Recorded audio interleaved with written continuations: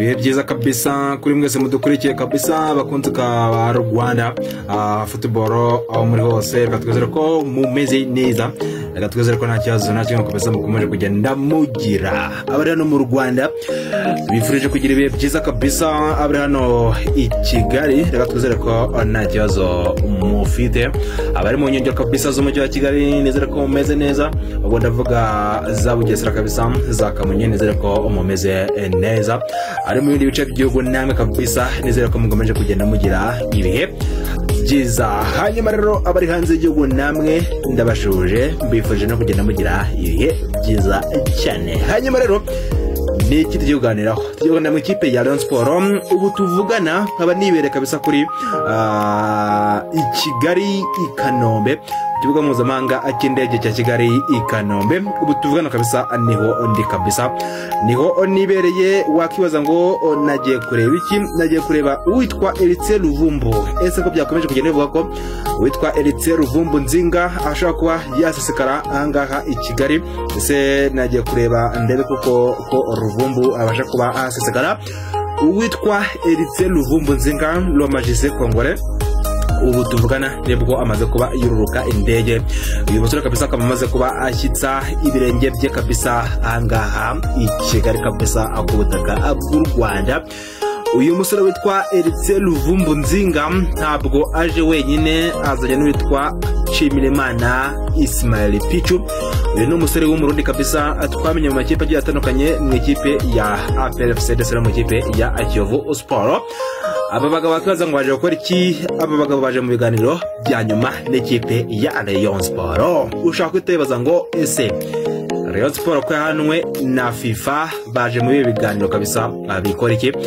dore ko nzi kuba ihanwa ndetse niba baje kuba bayibona ibabwira yuko batemere kuba basinyisha umukinnyi mu gihe batari bishyura witwa Robertinho ariko rero amakuru ari nuko hano basare bamaze kuba basesekara i Kigali kandi baje mu biganiro bikomeye cyane n'ikipe ya Rayon Sports aba ni abakinnyi mu kwezi kwa mbere bashobora kuzakinira ikipe ya Rayon Sports hanyuma rero baje mu biganiro kugira ngo barebe ko baza kuba bahuza ibiganiro sometime hari igihe ibiganiro biba ariko bikaza kuba biba fayire cyangwa se kaza kuba bifairinga ariko bane basore cyo bamenya nuko bamaze kuba basesekara ahangaha mu mujyi wa Kigali baje rero kuba bakorana ibiganiro bikomeye cyane n'ikipe ya Rayon Sports ikipe Rayon Sports kwaje kuba rero tubaza mu ikipe Rayon Sports ese Ruvumbu Nzinga yabagiye kugaruka ese Pichu yagiye gusinyira ikipe Rayon Sports kandi muri mu bibano bya FIFA icyo Tadu yaje kubasubiza yaje kubavuga ko mu byukuri bagiye kuba bashakisha amafaranga witwa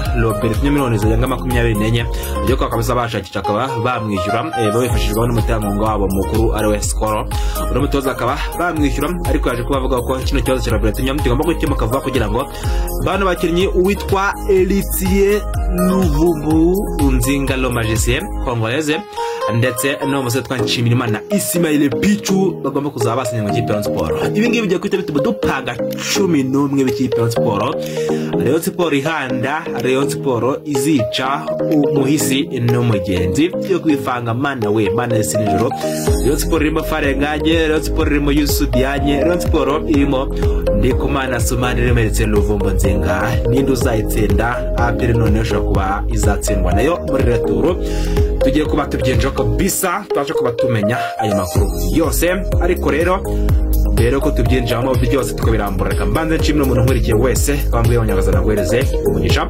hanyuma kabisa reka mbanze nshimwe n'umuntu wanza wakanze subscribe kuri channel cyangwa se kuri sheni umuntu w'umugabo kabisa umuntu w'agace kabisa football kabisa uyiteze imbere nyagasani akomeze kugenda agufasha hanyuma rero wowe utarakanda subscribe ufungure notification kugira ngo ubere ko tuzajya dukora video uzajye ubasha kwibona mu bambere kandi uyibone mu buryo bwiza kandi ubutakugoye hanyuma rero tugiye gukora no gukanda like asigaye ibintu bikagenda neza ariko n'ibitekerezo byawe kabisa birakenewe hanyuma rero bari hanze y'igihugu namwe ndabashuje kandi bifuje kugenda mugira ibihe byiza ndabizi neza ko kuba muhari muri Philippines muri Canada, amurare muri Indonesia, amurare mu bihugu bigiye bitandukanye nka Amerika, amurare kabisa, Germany, ni mu Budage, Belgium, mu Bubiligi, n'izindi zo muri za Croatia, aho twese mbambibona ko bamumurikiye mukomeze kugenda mugira ibihe byiza. Hanyuma rero reka twigire mu ikipe ya Rayon Sport nk'uko nabibabwiraga. Ubu tuvugana ndi ku kibuga mpuzamahanga cya Kigali i Kanombe, nagiye kureba ko uwitwa Elitier Luvumbo Nzinga le Majesté Congolais asesekara kabisa ngaha i Kigali. Uyu mugabo witwa Luvumbo Nzinga yaje mu buryo bw'ibanga rukomeye cyane. Uyu musore yaje gisirikari, uyu musore yaje kuba yakirwa n'abagabo bagera kuri babiri. Umugabo umwe witwa Ogabo kabisa perezida w'ikipe ya Rayon Sport kazaje kuba amwirebera, yitwa Twagirayezu Tadeo kabisa yaje kuba aza kumwireba, ndetse n'uwitwa Claude. Uyu ntago ari Claude uriya ukuriye abafana, ntago ari Muhawenimana Claude, ahubwo kabisa ni Claude y'imishinga. Uyu mugabo niwe wari kumwe kabisa na perezida Twagirayezu Tade, ubwo bari baje kwakira uwitwa Elitier Luvumbo Nzinga mu modoka yabo nziza cyane y'umukara kabisa. Imodoka kabisa ya fime rwose, imodoka ibifunze neza ku buryo ibirahure biba kabisa bifunze ku buryo udashaka kuba wabona umuntu uri imbere. Iyi ni modoka kabisa bajemo kabisa, baraza baparika hehe ku kibuga mpuzamahanga cya Kigali i Kanombe. Uwitwa rero Elitier Luvumbo nageze kabisa mu masaha ya kare cyane, ntegereje ko asesekara ahangaha i Kigali. Witwa Luvumbo aza kuba asesekara, azana n'uwitwa Nshimirimana Ismael Pichu, uyu musore w'umurundi, ni umusore kabisa ukomeye cyane, dore ko ari umukinnyi w'ikipe y'igihugu y'abarundi intamba ku rugamba. Ni umukinnyi wakina ikipe ya APRFC, ndetse last season cyangwa se umwaka ushize yakinaga mu ikipe ya APRFC. Ni umukinnyi wamenyekanye cyane mu ikipe ya Kiyovu Sport kabisa mu mwaka w'ibihumbi 2023 uyu rero umukinnyi ukomeye cyane mu ikipe ya Kiyovu Sport, plutôt 2022 ahubwo 2023 yari umukinnyi ukomeye cyane mu ikipe ya Kiyovu Sport, ubwo yari ku mwanya wa Kenya gitandukanye barimo Bigirimana, Abedi Lokando, bakabasa abitwa ba Benedata, Janvier Gigi, harimo ba Mugiraneza Frodouari, iyo kipe kabisa, ndetse na ba Riyad Nordier, ndetse n'abandi bagiye batandukanye. Na niyo kipe yari komeye cyane, ni ikipe yari dasanzwe na ba Emmanuel Arnold Okwi. Hanyuma rero uyu musore twa Nshimiyimana Ismael Pichu, ndetse n'umusore twa Elitier Luvumbo Nzinga le Majesté Congolais, abantu basore bamaze kubasesekara i Kigali, baje mu biganiro bikomeye cyane n'ikipe ya Rayon Sport. Baje kubaganira ku bijyanye n'amasezerano. Uwitwa Elitier Luvumbo ndagira ngo ko ari inshuro ya gatatu yaba agarutse mu ikipe ya Rayon Sport, nyuma yo kugenda akagaruka ubu rero none yaba yongeye kugaruka. Uyu nguru rero Luvumbo tumeruka mu ikipe ya AS Vita Club nyuma yo kuba muri Rayon Sport, habaye amajabu kabisa akahita ajya mu ikipe ya AS Vita Club yo mu gihugu cya Congo, niho tumeruka, ariko baje kuba batandukana. Ubu tuvugana Elitier Luvumbo ni free agent. Uyu musore yagomba kwita anasinya rwose, yagombaga kwita asinya, ariko transfer za free agent nazo zaje kuba zirangira. Uyu musore nawe agomba kuba ategereza mu kwezi kwa mbere kugira ngo arebe ko yagaruka mu ikipe ya Rayon Sport kabisa, ikipe Isaro ry'Inyanza. Witwa Nshimiyimana Ismael Pichu nawe ni umukinnyi bari kugenda bashyiramo imbaraga zikomeye cyane kugira ngo barebe ko babasha kuba bamusinyisha, barebe ko babasha kuba bamugura. Dore ko kabisa hagati mu kibuga Rayon Sport safe rwose, nk'umukasire ubona ko nta kiyana kabisa, ubona ko nta mbaraga afite zabasha kuba zahangana cyangwa se zikaba zafasha n'ikipe ya Sport. Ngira ngo twarabonye kuri match ya derby, witwa kabisa witwa Ronald Sekiganda amubandagaza rwose, kandi abakinnyi bakomeye cyane nka Dani Kipe APR bari bazonze cyane. Uyu musore kabisa yitwa Sefu, dore ko imbaraga ziri kugenda ziramushana kubera ko n'imyaka iri kugenda agera hejuru. Rayon Sport iratekereje neza kuba yazana umusore twa Nshimiyimana Ismael Pichu nyuma y'ibibazo biri kugenda bivugwa mu kipe ya Rayon Sport. FIFA amaze kuba ibahana, niyo mpamvu bahita bibaza ese Rayon Sport no gute yasinyisha umukinnyi, kandi mu by'ukuri FIFA yaramaze kuba ibahana. FIFA rero yamaze kuba ibahana, ariko mu magambo twavuganye na perezida wa Rayon Sport Tadeo Twagirayezu yaje kuba tubwira yuko bari kugenda bashakisha uburyo ki bakemura ibibazo bafitanye n'abatoza bagiye batandukanye, ari nabyo byatumye bahanwa na FIFA.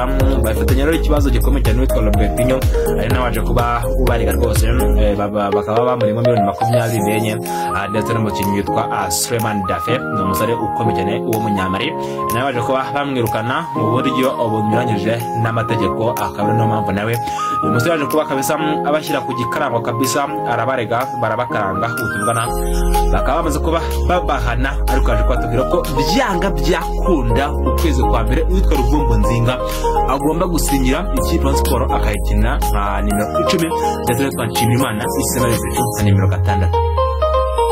Ibi ngibi tukimira kwibonera twese twibaza ngo ese mu by'ukuri ikipe ya Sport yaba ihagaze gute mu kibuga, ikibuga kirimo abakinnyi bagiye batandukanye.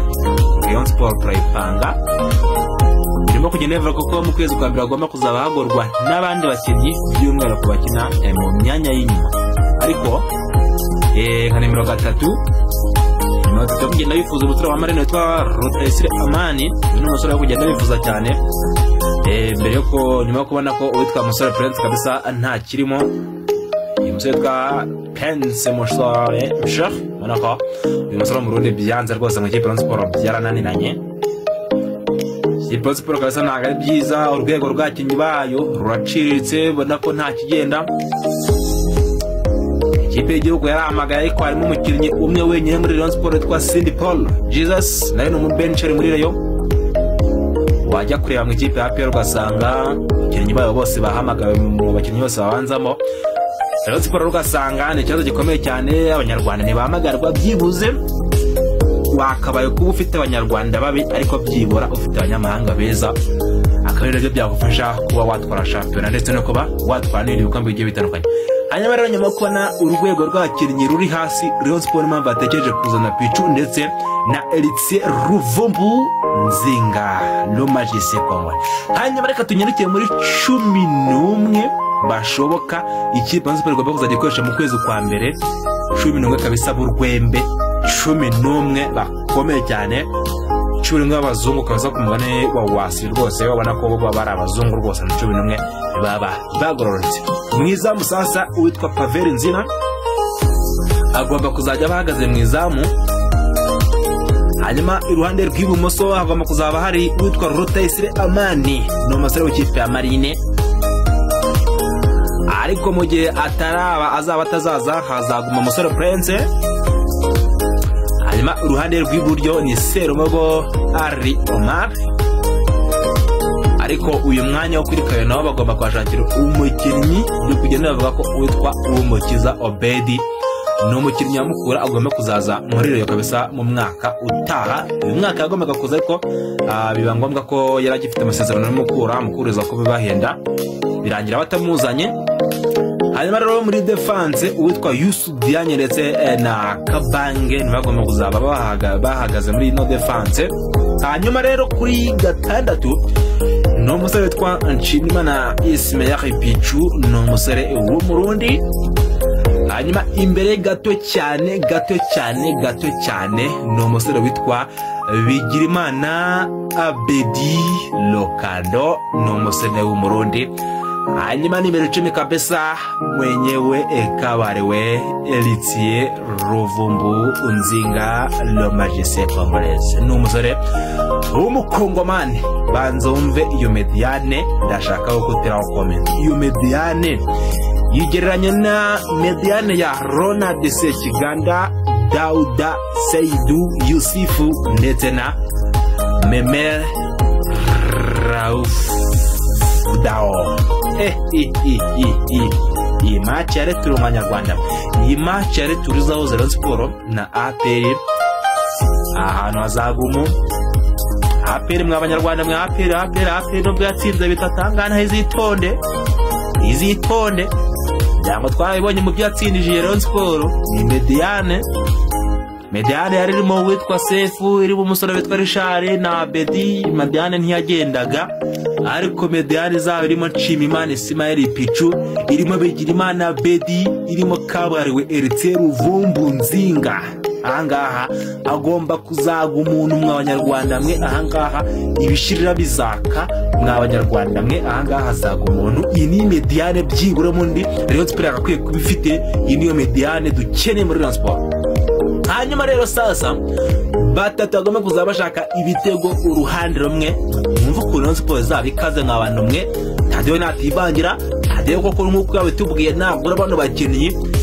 Uruhande rumwe rugomba kuzajyaho cyo Azizi Basane Kuranya, umusore w'umunyakamerone. Urundi ruhande ruco witwa Ndikumana Asmani, ni umusore w'umurundi batakeshe kabarewe Fare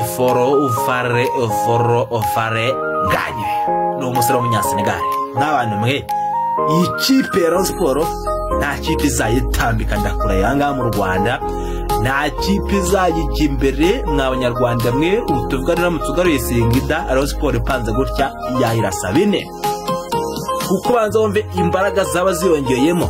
Ndikumana Sumani, Fare Nganye, Nshimiyimana Ismail Pichu, ndetse n'uyu musore witwa Bigirimana Abedi Lokado, ndetse na Luvumbu Nzinga. Mwumviyo kipe mu gihe bizaba byagenze neza n'uwitwa Uwumukiza Obedi azaba yazamuza, ndetse n'uwitwa Rutayisire Amani, umusore ukina mu kipe ya Marine ukina ku ruhande rw'ibumoso kuri gatatu. Hanyuma rero ayo ni amakuru akomeye cyane. Uwitwa Luvumbu ndetse na Nshimiyimana Ismail Pichu byanga byakunda mu kwezi kwa mbere bagomba kuba basinyishwa bakaza kuba bafasha ikipe Rayon Sport. Dore ko bamaze kuba basisakanga i Kigali baje mu biganiro, amakuru twabonye no ko urufero abantu basore ibiganiro nimara kuba bigenda neza bagomba kwita basubira mu bihugu byabo. Hanyuma mu kwezi kwa mbere bakazaba baza mu kazi kabisa, baza kuba batangira akazi mu ikipe ya Rayon Sport. Hanyuma bakambwiye ngo gibe bigize ndakukunda cyane kabisa iyi ngiyi Rwanda Football. Hanyuma tanga ibitekerezo byawe ese hano bakinnyi urabumva gute? Ese Rayon Sport rero ni iyihe? Uretekereza gute? Ese uratekereza izasoza ku mwanya wa kangahe muri ino shampiyona? Kambwiye ngo gibe byiza ndakukunda cyane, bagande like mukane subscribe mutange ibitekerezo byanyu mukomeze kugira mugira ibihe byiza, ndabakunda cyane. Asala vista.